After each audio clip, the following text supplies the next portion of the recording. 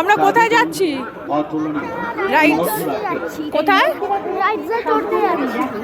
এবং রাইডস চড়ার আগেই আমার খুব খিদে পেয়ে গেছিল।